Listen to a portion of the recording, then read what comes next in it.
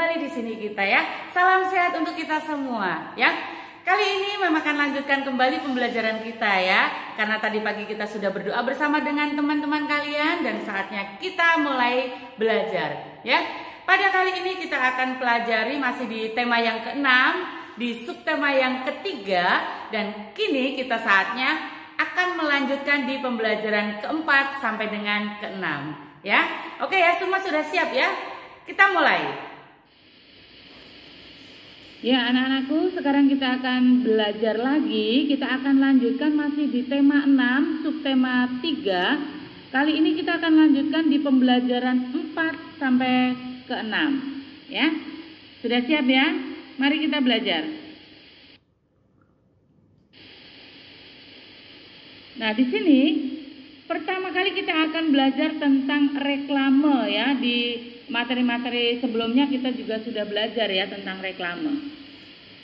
Reklame media visual merupakan jenis reklame yang memanfaatkan tulisan dan gambar yang diolah sedemikian rupa untuk mengomunikasikan pesan tertentu kepada orang lain melalui media visual.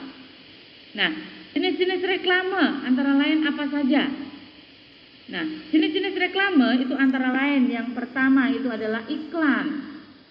Iklan adalah jenis reklame singkat yang bertujuan untuk mempromosikan barang atau jasa dalam bentuk visual, yaitu tulisan dan gambar pada media cetak atau elektronik. Jenis yang kedua itu ada spanduk. Spanduk adalah reklame yang memuat informasi baik komersial maupun non-komersial yang dibentangkan di antara dua tiang di tempat yang strategis dan ramai. Itu spanduk. Yang ketiga ada brosur. Apa itu brosur? Brosur adalah reklame yang dibuat pada selembar kertas dengan isi informasi yang lebih rinci dan jelas. Kita lanjutkan jenis reklame yang berikutnya. Ada leaflet. Leaflet adalah jenis reklame yang berupa lembaran kecil yang dilipat-lipat, berisi informasi lengkap dan rinci. Yang berikutnya yaitu poster, ya, yang sering kita pelajari, poster. Poster adalah jenis reklame yang berupa selembar kertas yang berisi gambar dan tulisan yang dibuat semenarik mungkin dan ditempatkan dengan cara ditempel di tempat-tempat umum yang strategis.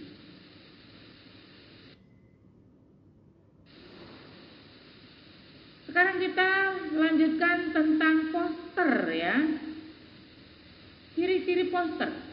Poster mempunyai beberapa ciri, diantaranya sebagai berikut. Yang pertama, merupakan karya seni yang memadukan unsur gambar dan kata-kata yang dibuat pada kertas berukuran besar supaya lebih mudah dibaca oleh orang banyak. Lalu ciri yang kedua itu biasanya berwarna mencolok. Supaya apa? Supaya menarik perhatian. Ciri yang ketiga berisikan kalimat yang singkat, jelas, dan mudah dimengerti pembaca. Ciri yang keempat, biasanya poster mengandung unsur gambar yang menarik. Dan ciri yang kelima yaitu biasanya poster dipasang di tempat yang strategis dan ramai. Nah, itu tadi adalah ciri-ciri poster.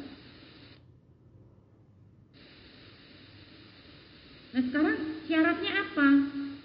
Syarat-syarat poster, ya. Poster mempunyai beberapa syarat, diantaranya sebagai berikut. Yang pertama, bahasa atau kalimat yang harus digunakan itu harus mudah dipahami oleh orang banyak. Jadi kalimatnya harus mudah dipahami ya, mudah dimengerti oleh orang banyak. Yang kedua, syarat yang kedua, kalimat poster harus singkat, padat, dan jelas. Yang ketiga, mengombinasikan tulisan dan gambar yang menarik. Yang keempat, dibuat semenarik mungkin supaya menarik perhatian banyak orang. Yang kelima, poster harus ditempel atau dipajang di tempat-tempat yang strategis. Dan yang keenam, bahan untuk membuat poster harus memiliki kualitas yang baik supaya tidak cepat rusak. Nah, itu tadi adalah syarat-syarat poster.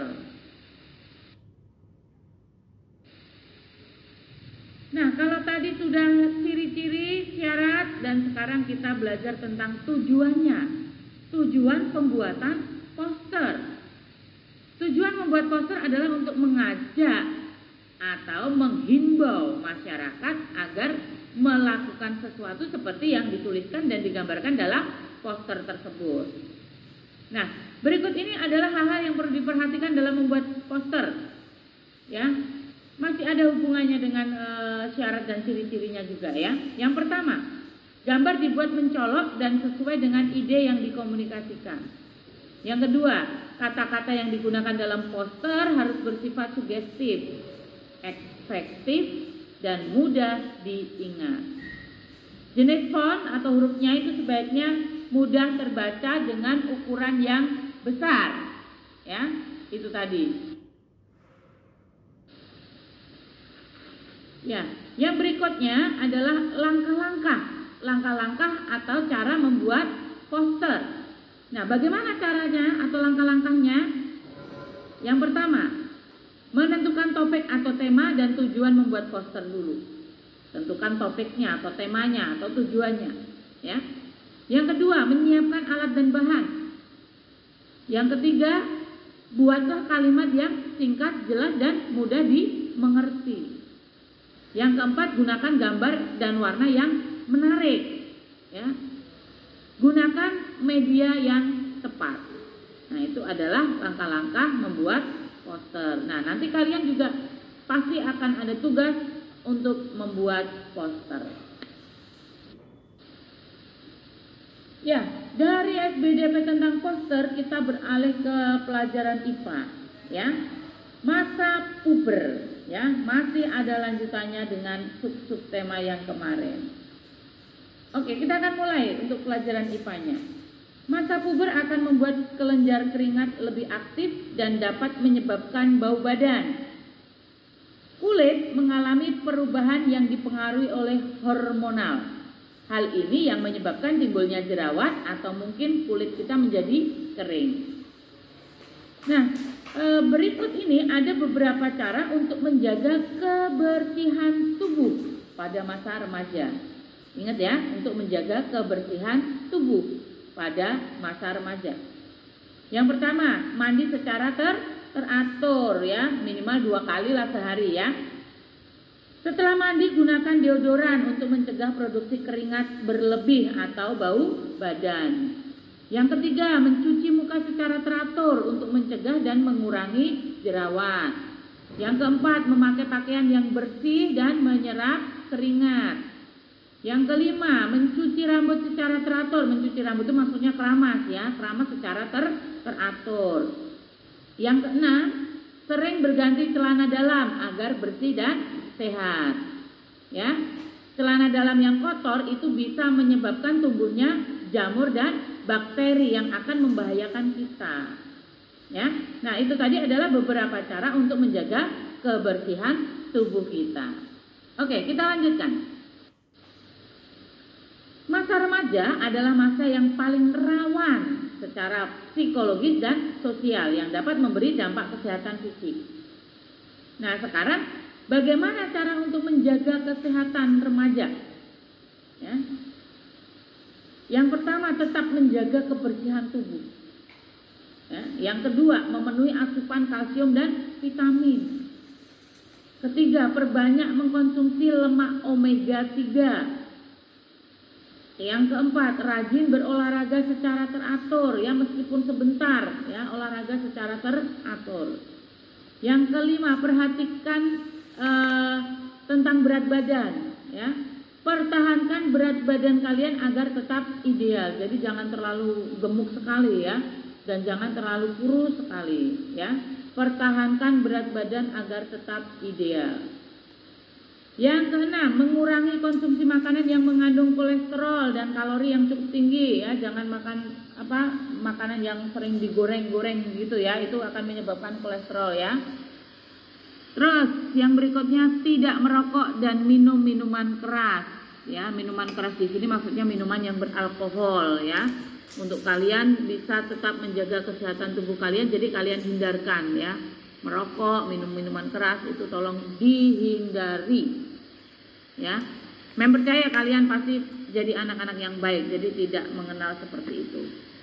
Oke, kita lanjutkan. Ya, kita lanjutkan sekarang. Kalau tadi kita IPA berbicara tentang kesehatan tubuh, nah sekarang kita beralih ke PPKN ya, di mana kita akan pelajari tentang pajak. Pajak adalah pungutan wajib oleh pemerintah yang dibayar rakyat untuk kepentingan pemerintah dan masyarakat umum. Pajak itu merupakan urat nadi negara yang menopang segala macam kebutuhan negara untuk pembangunan, untuk pemberdayaan, dan juga untuk pemerintahan. Nah, adapun wajib pajak yaitu orang pribadi yang memiliki penghasilan di atas pendapatan tidak kena pajak. Di Indonesia, setiap orang wajib mendaftarkan diri dan mempunyai nomor pokok wajib pajak atau biasa disingkat dengan NPWP. Nah, dengan membayar pajak berarti kita telah membantu pemerintah melaksanakan pembangunan.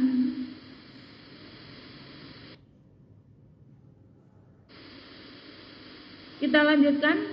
Manusia adalah makhluk sosial. Apa artinya?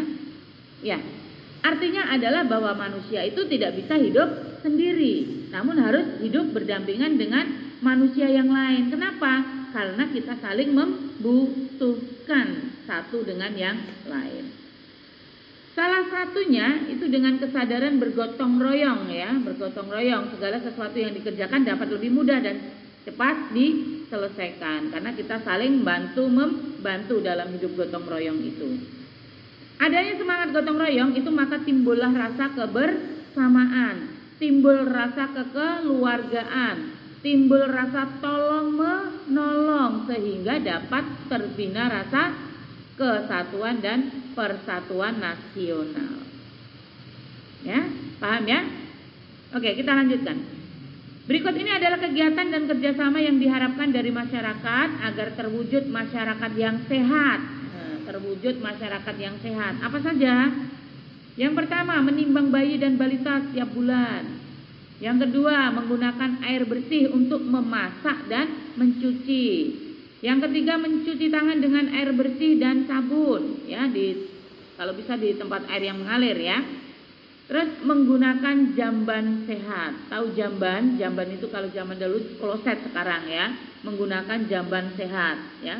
Jadi harus memenuhi kriteria yang memenuhi syarat. Ya, itu tadi adalah contoh untuk mewujudkan masyarakat yang sehat.